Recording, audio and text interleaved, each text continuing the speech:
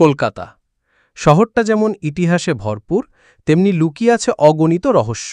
British আমলের এই শহরের দেয়ালে দেয়ালে আজও ঘুরে বেড়ায় অতীতের ছায়া। এমনই এক জায়গা যেটা দিনে জ্ঞান আর বইয়ের ভাণ্ডার, আর রাতে ভয়ের দুর্গ, ন্যাশনাল লাইব্রেরি, যেখানে নাকি বইয়ের পাতার ফাঁক দিয়ে বেরিয়ে আসে মৃতদের কণ্ঠস্বর। 1836 সালে গড়ে ওঠা এই ভবন প্রথমে ছিল বেলভেডেয়ার এস্টেট, যা ব্রিটিশ গভর্নর জেনারেলের বাসস্থান। পরে 1948 সালে এটি ন্যাশনাল লাইব্রেরিতে পরিণত হয়।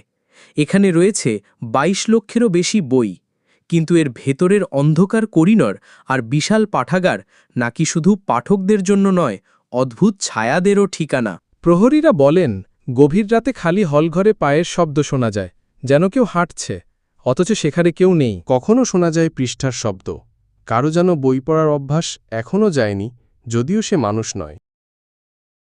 ভবনের এক নতুন অংশ সংস্কারের সময়ে মজুররা নাকি ভেতরে এক গোপন কক্ষ খুঁজে পান, যার ভেতরে ছিল প্রাচীন আসবাব, ধুলো জমা ব্রিটিশ নথি আর এক অদ্ভুত ঠান্ডা পরিবেশ। সেখানে ঢুকতেই শ্রমিকরা অসুস্থ হয়ে পড়েন।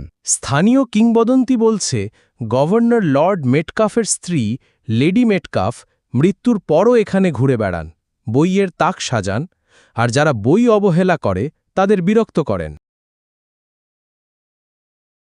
অনেক পাঠক অনুভব করেছেন বইয়ের তাক থেকে হঠাৎ বই পড়ে যাওয়া, কিংবা কারো ঠান্ডা নিঃশ্বাস গায়ে লাগা।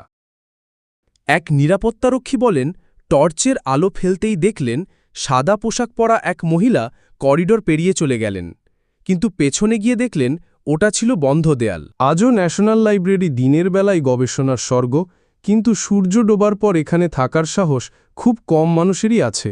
এই ছায়াগুলো কি কেবল কল্পনা, নাকি ইতিহাসের পাতা থেকে বেরিয়ে আসা আত্মারা এখনও বইয়ের পাহারায় আছে? আপনি কি কখনো ন্যাশনাল লাইব্রেরিতে গিয়েছেন? আপনার অভিজ্ঞতা কমেন্টে জানান, আর আরও ভুতুড়ে গল্পের জন্য সাবস্ক্রাইব করুন।